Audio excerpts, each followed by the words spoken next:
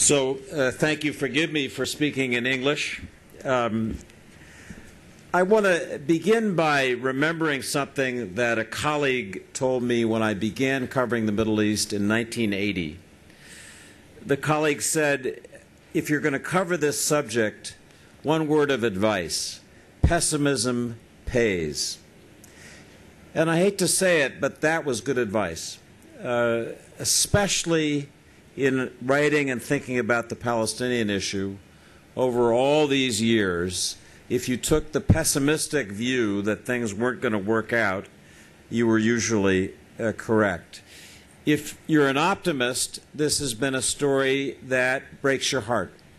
As Israelis know from their experience after the Oslo Accords, after the Gaza disengagement, and so many hopes that have not been realized.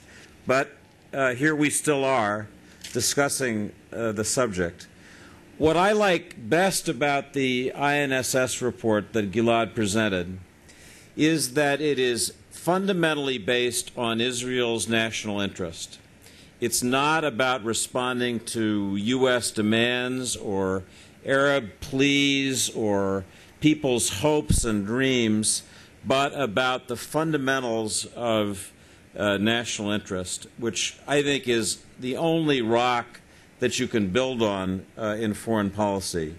This is about the survival of Israel as a Jewish democratic state, as Gilad made clear.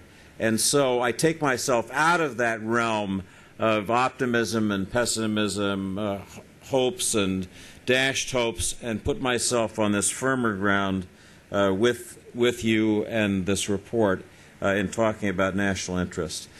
What I'd like to try to contribute to the discussion is a brief explanation, as I understand it, of the U.S. role in assisting this powerfully stated desire. And obviously what Gilad said to us is not universally shared in Israel, but assisting this desire for creation of a two-state reality. And the first thing that Israelis saw last month was that first President Obama has a passion for Israel, which I thought he expressed very powerfully. I wrote after his speech here, as others did, that this really was a love letter to Israel from an American president, and beautifully expressed.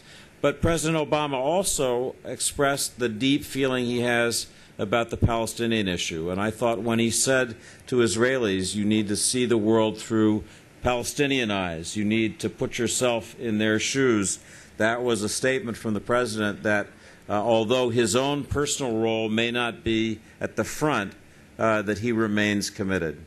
The key factor, which we're all examining and trying to understand, I'm going to call the Kerry factor.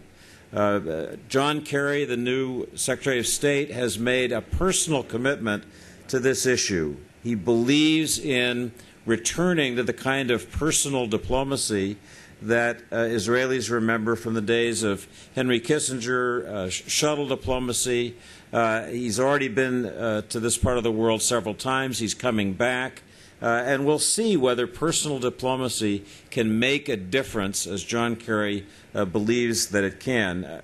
As somebody who's known John Kerry for many years, he's been waiting for this moment all his life. I like to say that John Kerry has the advantage of having failed in life. His presidential run in 2004 was not a success, and it was a painful experience for him, and he learned from that things that will be valuable, I think, in this role as a mediator. He's learned patience. He's learned to put himself in other people's shoes. He showed that in his dealings as an emissary for President Obama in Afghanistan and Pakistan. So the cornerstone, clearly, of Kerry's approach is basically similar to that of the INSS report, and that is to start with borders, to start with an understanding that a Palestinian state would be created within the 1967 lines with border changes to reflect settlements and other realities. And the assumption is that when you're talking about borders, you're necessarily talking about security, so that the Palestinians have to be drawn into a discussion of Israeli security, even as they talk about the borders of their future state.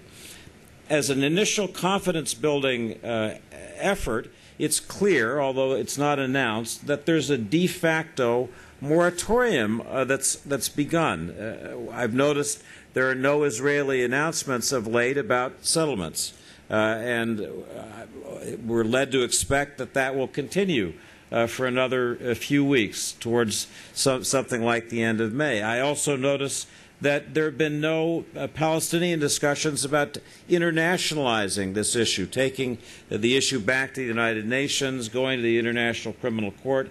And again, Abu Mazen has indicated that there will be a period of time in which he will allow Kerry to try to make this process work. Obviously, the goal of U.S. policy is to encourage the beginning of direct face-to-face negotiations. Abu Mazen seems to have some conditions for that, to have suggested that the things he'd like to see precede that, and that obviously will be bargained out. I want to talk briefly about the prospect of what happens if this effort that Kerry is making should fail. And the first thing that I think you can say is the U.S. will have to decide if this careful process, trying to work with Israelis and Palestinians, doesn't work. The U.S. may announce a peace plan of its own.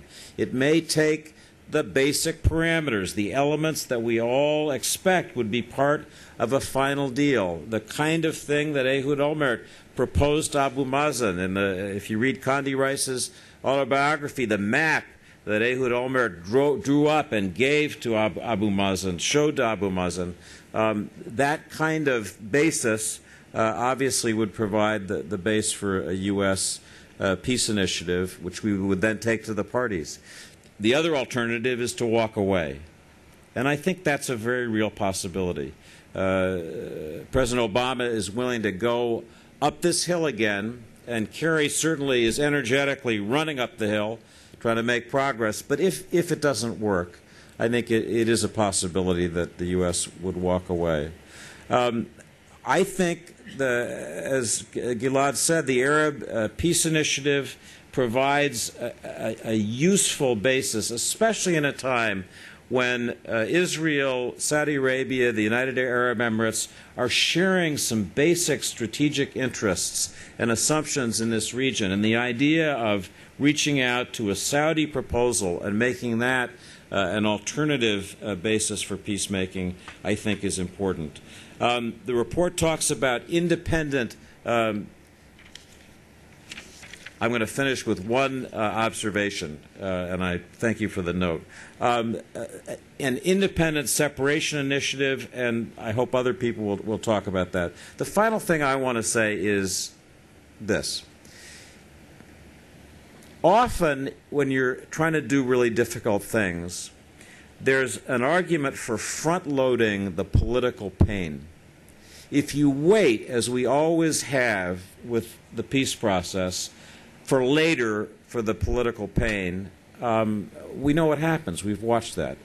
Front-loading the political pain in this case, and I'm here stealing an idea that a prominent member of this INSS group expressed the other night. Front-loading the political pain would mean saying to the settlers who were beyond the 1967 borders, where you live is someday going to be part of a Palestinian state. We can't tell you the date. We can't tell you precisely how it will happen. But we're telling you this is going to happen, and we're creating the programs now to help you move back into the borders of what will be Israel, into the blocks, into other areas. And it seems to me if that was started, that would be the clearest signal, because it would start the difficult part, that Israel is serious about, again, what's in Israel's national interest and what's so well expressed in this report. Thank you.